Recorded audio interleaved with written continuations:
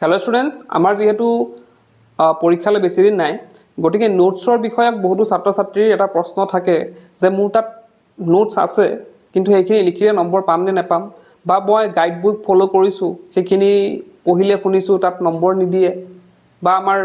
School বা college বা লিখাই দিয়া নাই মই নিজে নোটছ বনাইছোঁ তো সেইখিনি পৰা আমি নম্বৰ পাম নে নাপাম। তো এনেকুৱা এটা মানে তেওঁলোকৰ কনফিউজনত থাকে যে তেওঁলোকে নোটছখিনি লিখিলে তেওঁলোকে নম্বৰ পাবনে নাই। আজিৰ ভিডিঅ'ত আমি ডিছকাছ কৰিব গৈ আছোঁ যে তোমাৰ যিখিনি নোটছ আছে, তোমালোকৰ হয়তো গাইড বুক আছে, কাৰোবাৰ হয়তো যিকোনো যি নোটছ নাথাকক কিয় সেইখিনি আমি কি কৰিব পাৰিম, ষ্টেণ্ডাৰ্ড নোটছলৈ কিদৰে পৰিৱৰ্তন কৰিব পাৰোঁ। ষ্টেণ্ডাৰ্ড নোটছলৈ আমি সেইখিনি নোটছ কিদৰে পৰিৱৰ্তন কৰিব পাৰোঁ যাৰ ফলত আমাৰ হাতত যি নোটছে নাথাকক কিয় আমি প্ৰত্যেকটা নোটছতে আমি কি পাম, নম্বৰ পাম। এতিয়া এটা নোটছ ষ্টেণ্ডাৰ্ড হয় নে নহয় সেইটো বুজিব হ'লে আমি বুজিব লাগিব যে এটা নোটছ কিদৰে মানে ষ্টেণ্ডাৰ্ড কৰিব পাৰি। এতিয়া প্ৰথম আমাৰ ষ্টেণ্ডাৰ্ড কৰা এটা ষ্টেণ্ডাৰ্ড নোটছৰ এইটো 1 নম্বৰ 2 নম্বৰৰ ক্ষেত্ৰত মই নকওঁ, কাৰণ 1 নম্বৰীয়া 2 নম্বৰীয়া তাত 1 লাইন বা 2 লাইন বা 3 লাইনত সেইটো শেষ হৈ যায়, তাত কোনো ধৰণৰ আমি ৰুলছ ফ'ল' কৰিব নালাগে, বাট সেইখিনি জাষ্ট কেইটামান ইনফৰমেশ্যন দিব লাগে তো তাতে নম্বৰ পাই যায়। 1 নম্বৰ 2 নম্বৰত কিন্তু নম্বৰ নাযায়, কিন্তু নম্বৰ যায় কোনবিলাকত 3 4 5 6 7 তেনেকুৱা আমাৰ যোনবিলাক আছে কুৱেশ্যন আনচাৰ্ছ তো তাত নম্বৰ যায়। তো সেই কুৱেশ্যন আনচাৰ্ছ লিখোঁতে আমি কিছুমান যদি ট্ৰিক্স আমি ইউজ কৰোঁ, ট্ৰিক্স বুলি নহয় কিছুমান নিয়ম যদি আমি ইউজ কৰোঁ তেতিয়াহ'লে আমাৰ কি হ'ব, যোনখিনি নোটছ আছে এক্সিষ্টিং যোনখিনি নোটছ আছে আমাৰ হাতত সেইখিনি আমাৰ কাম হৈ যাব। এতিয়া আমি যদি প্ৰপাৰ ষ্টেণ্ডাৰ্ড নোটছৰ কথা কওঁ, প্ৰথমতে আমাৰ কি লিখিব লাগে, যিকোনো এটা কুৱেশ্যন আমাৰ হাতত থাকিলে আনচাৰ লিখোঁতে আমি প্ৰথমতে কি কৰিব লাগিব, এটা ইন্ট্ৰডাকশ্যন দিব লাগিব, শ্বৰ্ট ইন্ট্ৰডাকশ্যন এটা দিব লাগিব। হয়তো ইন্ট্ৰডাকশ্যনটো 1 লাইন বা 2 লাইনৰ হ'ব পাৰে। কথা বুজি পাইছা? লাইক আমি যদি ফুলগুৰি ধৰা জাষ্ট এটা এক্সাম্পল লৈছোঁ, ক্লাছ 10ৰ যদি আমি এক্সাম্পল এটা কওঁ যে ফুলগুৰি ধাৱাৰ যদি কথা কওঁ তো ফুলগুৰি ধাৱাৰ আমি কি কৰিব পাৰোঁ যে আমাক লিখিব আহিছে ফলাফলসমূহ লিখা, ফুলগুৰি ধাৱাৰ ফলাফলসমূহ লিখা। তাত আমি কি কৰিম, বহুতে হয়তো এইটো কি কৰিব পইণ্ট ৱাইজে লিখক বা 5টা পইণ্ট লিখি থৈ আহি যাব, কিন্তু একচুৱেল মেথড সেইটো নহয়। একচুৱেল মেথড তুমি আনচাৰটো ঠিকে কৰিছা, কিন্তু আমি যদি এক্সামিনাৰজনক ইমপ্ৰেছ কৰিব আছে তেনে ক্ষেত্ৰত কিন্তু আমি কি কৰিব লাগিব, অলপ আমাৰ ইয়াত কি কৰিব লাগিব, অলপ পলিছ কৰিব লাগিব। পলিছ কিদৰে কৰিম, পলিছ কৰা এটাই নিয়ম যে প্ৰথমতে আমি কি কৰিম, এক্সামিনাৰজনক ভাল লগাই ল'ম। ভাল কি দি লগাম, আমাৰ কুৱেশ্যনটো সুধিছে যে আমাৰ চিপাহী বিদ্ৰোহৰ ফলাফল হয়, ফলাফল লিখিম কিন্তু এটা বা 2টা লাইন আমি ওপৰত ইন্ট্ৰডাকশ্যন হিচাপে দিম। কিহৰ ইন্ট্ৰডাকশ্যন দিম, যে ফুলগুৰি ধাৱাৰ ফলাফলসমূহ লিখাৰ আগতে ফুলগুৰি ধাবা কেতিয়া হৈছিলে,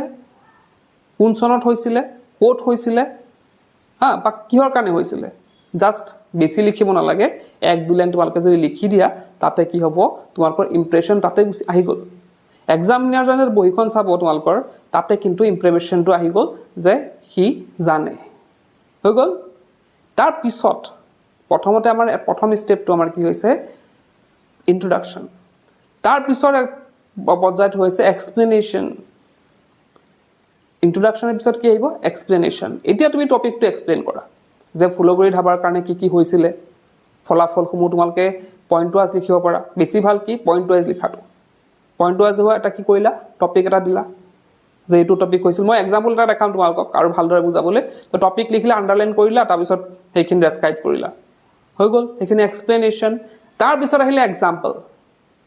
এতিয়া ফুলগুৰি ধাৱাৰ ক্ষেত্ৰত এক্সাম্পল নাথাকিব পাৰে বা থাকিবও পাৰে, তোমালোকে যদি এক্সাম্পল লিখা তেতিয়া বেছি ভাল হয়। লাইক ছায়েন্সৰ কুৱেশ্যন এটাত যদি আমি চাওঁ, ছায়েন্সৰ কুৱেশ্যন কিন্তু এক্সাম্পল ওলায়। ডাঙৰ আমি এটা কুৱেশ্যন লিখিলোঁ, তো আমাৰ যিকোনো এটা কুৱেশ্যন যদি আহে আমাৰ যিকোনো এটা যদি কুৱেশ্যন আহে তো আমাৰ কুৱেশ্যন কি কৰিলোঁ, প্ৰথমতে আমি ইন্ট্ৰডাকশ্যনটো দিলোঁ, তাৰপিছত এক্সপ্লেনেশ্যন দিলোঁ, তাৰপিছত এক্সাম্পল থাকে, বহুতৰ থাকে এক্সাম্পল। তো পাৰিলে তোমালোকে এক্সাম্পলো ইনক্লুড কৰিবা, এক্সপ্লেনেশ্যনৰ পিছত এটা এক্সাম্পল ইনক্লুড কৰিব চেষ্টা কৰিবা। তাৰ ফলত কি হ'ব, তোমালোকৰ নোটটো আৰু ষ্টেণ্ডাৰ্ড হৈ যাব। তাৰপিছত কি হ'ব, লাষ্ট ষ্টেপটো হৈছে কনক্লুজন। যদি এক্সাম্পল থাকে এক্সাম্পল দিলা, নিদিলেও কথা নাই, লাষ্টত কি দিব লাগিব, এটা সামৰণি দিব লাগিব। সামৰণি এতিয়া ধৰা হিষ্ট্ৰীৰ ক্ষেত্ৰততো আমি সামৰণি কি হিষ্ট্ৰীৰ লগত ৰিলেটেড দিব লাগিব, যে ইমান চনত মানে ফুলগুৰি ধাৱাৰ ফলত এইখিনি হৈছিলে। তাৰপিছত এটা কনক্লুজন দিলা তুমি, তেতিয়া কি হৈছিল, ফুলগুৰি ধাৱাৰ পিছত কি হৈছিলে বা তাৰ পৰিণতি কি হৈছিলে। তো তেনেধৰণে এটা লাইন দিলা, বা বেলেগ বেলেগ কিবা ক্ষেত্ৰতো মই এক্সাম্পল দেখালে আৰু বেছি ভালকৈ গম পাবা যে কি কেনেধৰণে লিখিব লাগিব তো কথাটো হ'ল আমাৰ 4টা ষ্টেপ ইন্ট্ৰোডাকশ্যন এক্সপ্লেনেশ্যন এক্সাম্পল আৰু আমাৰ কি লাষ্টত আমাৰ কি থাকিব কনক্লুজন তো এইকেইটা ষ্টেপ ফ'ল' কৰিলে তোমালোকৰ কিন্তু নোটছবিলাক ষ্টেণ্ডাৰ্ড হৈ যাব তেন্তে আহা চাওঁ এটা এক্সাম্পল যে আমি কিদৰে লিখিম এতিয়া ধৰি লোৱা কুৱেশ্যন এটা আছে আমাক what is the law of conservation of energy তো এইটো কুৱেশ্যন আমি কিদৰে লিখিম চোৱা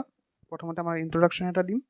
তো ইয়াতে সৰুকৈ ইন্ট্ৰোডাকশ্যন এটা দিয়া হৈছে the law of conservation of energy states the energy can neither be created nor destroyed it can only change from one form to another তাৰপিছতে এটা এক্সপ্লেনেশ্যন দিয়া হৈছে চোৱা in any physical or chemical process the total energy of the system and its surrounding remains constant এটা example দিয়া হৈছে in a pendulum potential energy converted into kinetic energy but the total energy remains the same আৰু ঠিক তেনেদৰে conclusion এটা দিয়া হৈছে thus the total energy in the universe is conserved the as described by the law of conservation of energy ঠিক আমি যদি ফুলৰ চিপাহী বিদ্ৰোহৰ চাওঁ তো চিপাহী বিদ্ৰোহ চোৱা চিপাহী বিদ্ৰোহৰ ফলাফল কি হৈছিলে সেইখিনি লিখিব দিছে তো ইয়াতে আমি চমুকৈ এটা আৰম্ভণি দিম যে চিপাহী বিদ্ৰোহ ইমান চনৰ পৰা ইমান চনলৈ চলিছিলে ভাৰতত ইষ্ট ইণ্ডিয়া কোম্পানীৰ চৰকাৰী শাসন বিৰুদ্ধে হোৱা প্ৰথম বিদ্ৰোহ আছিলে তাৰপিছতে দেখিছা বিদ্ৰোহৰ ফলাফলসমূহ তো বিদ্ৰোহৰ ফলাফলসমূহ আমি যদি এলাবৰেট কৰিব যাওঁ আমাৰ যোনটো মেইন পইণ্ট আছে সেইটো আমি কি কৰিব লাগিব আণ্ডাৰলাইন কৰি দিব লাগিব তো তেনেদৰে আমি কি কৰিম মেইন পইণ্টখিনি আমি আণ্ডাৰলাইন কৰি দিম আৰু শেষত আমি এটি সামৰণিটা দিব লাগিব তো সামৰণিত ইয়াত লিখা হৈছে চিপাহী বিদ্ৰোহক ভাৰতৰ স্বাধীনতা আন্দোলনৰ প্ৰথম পদক্ষেপ হিচাপে গণ্য কৰা হয় এই বিদ্ৰোহে ব্ৰিটিছৰ শাসনৰ বিৰুদ্ধে দেশৰ লোকৰ একতাৰ প্ৰাথমিক চিন সৃষ্টিৰ লগতে স্বাধীনতা আন্দোলনৰ ভৱিষ্যত দিশ নিৰ্ণয় কৰিছে এইটো নিয়ম যদি ফ'ল' কৰা তোমালোকৰ সেইটো এটা চোৱা বস্তুটো ইমান সময় নাই যে আমি গোটেই নোটছখিনি আকৌ ৰিভিউ কৰি আকৌ তেনেকৈ লিখিম তেনেকুৱা সময় নাই গতিকে আমি এটা কি কাম কৰিব লাগিব আমি জাষ্ট মাইণ্ডতে ইন্ট্ৰডাকশ্যন এটা কুৱেশ্যন পঢ়োঁতে লং এটা কুৱেশ্যন আনচাৰ পঢ়োঁতে আমি মাইণ্ডত এটা ভাবি ল'ব লাগিব যে এইটো কুৱেশ্যন যদি মোক লিখিবলৈ আহে মই এটা এনেকুৱা এটা ইন্ট্ৰডাকশ্যন তাত দিম এনেকুৱা এটা ইন্ট্ৰডাকশ্যন তাত দিম আৰু কনক্লুজনত মই এইটো লিখিম সেইটোৱে বাছ সেই বস্তু দুটা তোমালোকে লং কুৱেশ্যন আনচাৰ্ছ পঢ়োঁতে সেই দুটা মাইণ্ডত ৰাখিলে হয় যে মই এইটো এক্সপ্লেনেশ্যন দিম মই এইটো ইন্ট্ৰডাকশ্যন লিখিম আৰু তলত মই কনক্লুজনটো এইটো লাইন সোমাম সেই দুটা তোমালোকে যদি মনত ৰাখা এটা চোৱা এক্সামিনাৰে কি কৰে বহীখন চাওঁতে প্ৰথমতে কি লিখিছে আৰু শেষত কি লিখিছে সেইটোত বেছি গুৰুত্ব দিয়ে মাজৰখিনি পঢ়ে মানা নকৰোঁ মাজৰখিনিও পঢ়ে কিন্তু মেইন গুৰুত্বটো ক'ত পঢ়ে আমাৰ কি এতিয়া চোৱা তুমি কাৰোবাৰ ঘৰত আলহী খাবলৈ গৈছা তুমি যেতিয়া ঘৰলৈ সোমাবা আলহী খাবলৈ যেতিয়া সোমাবা তোমাক ধৰা কাৰোবাৰ ঘৰলৈ গৈছা আৰু তো যেতিয়া তোমাক মাতিব সেই মাতা সময়খিনি আৰু ওলোৱা সময়খিনি যেতিয়া তুমি মানে ধৰি লওক ঘৰৰ পৰা গৈ আছা তো সেই ওলোৱাৰ সময়খিনি বেছিকৈ মনত থাকে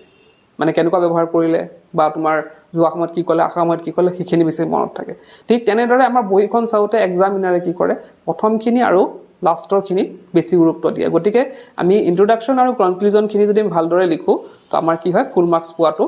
আমাৰ মানে পচিবিলিটি আহি যায় তো আশা কৰিছোঁ এইখিনি কথাই তোমালোকক সহায় কৰিব এইবাৰ যিসকল ছাত্ৰ ছাত্ৰী HSLC 2025 দিবলৈ ওলাইছে তেওঁলোকৰ বাবে লৈ আহিছোঁ আমি এটা এপ আৰু এপটোৰ নাম হৈছে ইউ কেন লাৰ্ণ তো ইয়াতে তোমালোকে পাই যাবা ছায়েন্স মেথছ ছ'চিয়েল ছায়েন্স আৰু ইংলিছৰ চেপ্টাৰ ৱাইজ মক টেষ্ট ফুল মক টেষ্ট আৰু প্ৰিভিয়াছ ইয়েৰ কুৱেশ্যনৰ মক টেষ্ট তো ইয়াতে তোমালোকে মক টেষ্ট দিব পাৰিবা আৰু ইয়াতে তোমালোকৰ লিডাৰ বোৰ্ড চিষ্টেম থাকিব য'ত তোমালোকে নিজৰ ৰেংকিংটো জানিব পাৰিবা গোটেই অসমৰ ভিতৰত তো ইয়াতে গোটেই চেপ্টাৰ ৱাইজ MCQ আছে উইথ আনচাৰ্ছ আৰু এইখিনি MCQ প্ৰস্তুত কৰোঁতে যোনখিনি নতুন পেটাৰ্ণ আমাৰ সেৱা তৰফৰ পৰা দিয়া হ'ব সেইখিনি পেটাৰ্ণ আমাৰ লক্ষ্য কৰি প্ৰস্তুত কৰা হৈছে আৰু এনেধৰণৰ কুৱেশ্যন তোমালোকে এক্সামত দেখা পাবা কৰিবলৈ তোমালোকে প্লে ষ্ট'ৰত যাবা প্লে ষ্ট'ৰত গৈ তোমালোকে চাৰ্চ বাৰত গৈ তাত টাইপ কৰিবা ইউ কেন লাৰ্ণ তো ইউ কেন লাৰ্ণ টাইপ কৰাৰ পিছতে তোমালোকে দেখিবা তো ইয়াতে এনেধৰণে ইণ্টাৰফেচ আহিব যোনটো প্ৰথম আছে সেইটো আমাৰ এপ হয় তো ইয়াত থকা ইনষ্টল অপশ্যনটো ক্লিক কৰি তোমালোকে এপটো ইনষ্টল কৰি ল'বা তো এপটো ডাউনলোড কৰাৰ পিছতে গেট ষ্টাৰ্ট ক্লিক কৰিবা ক্লিক কৰাৰ পিছতে তোমালোকৰ ফোন নম্বৰটো দিব তো ফোন নম্বৰ দিয়াৰ পিছতে OTP এটা আহিব তো OTP অহাৰ পিছত তোমালোকে ভেৰিফাই OTP কৰি ল'বা আৰু তাৰপিছতে তোমালোকৰ নাম